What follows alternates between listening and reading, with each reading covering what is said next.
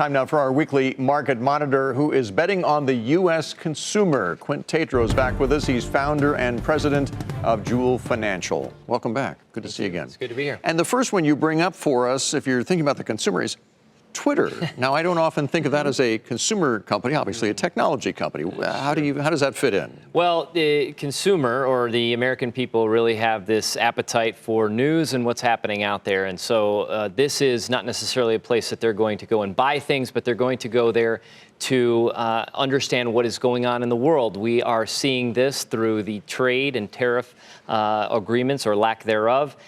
There isn't a person walking around who isn't aware of the Trump tweets.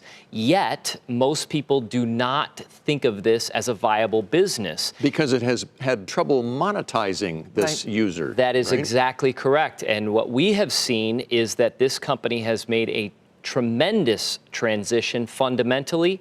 The last quarter, they were significantly profitable with extreme cash flow, which we like to see.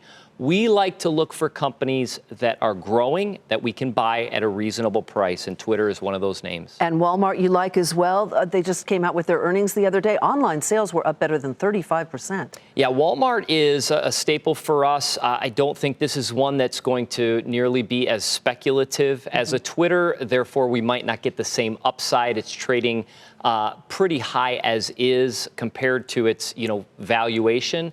But we like what Walmart's doing to go after the market share through e-commerce, one-day delivery, and the numbers that they brought out are exceptional. And the company yields 2%. So we're getting paid to wait for them to continue to take market share in that space. Then in the financial services industry, Capital One, familiar name. I looked at a chart today, and you go back to 2016, and the stock is essentially right where it was 13 years ago before the financial crisis. But I assume you feel it goes up from here, beyond its lost decade, if you will. That's exactly right. Well, one of the things we like to look at, that you brought that up, is how has a company done in relation to their stock price.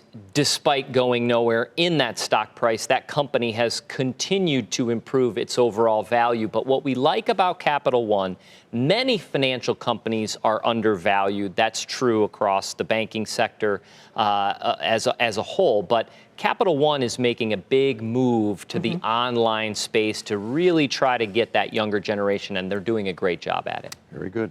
Quint Tatro with Joule Financial. Always good to see you. It's great Thanks to be here. Thank you.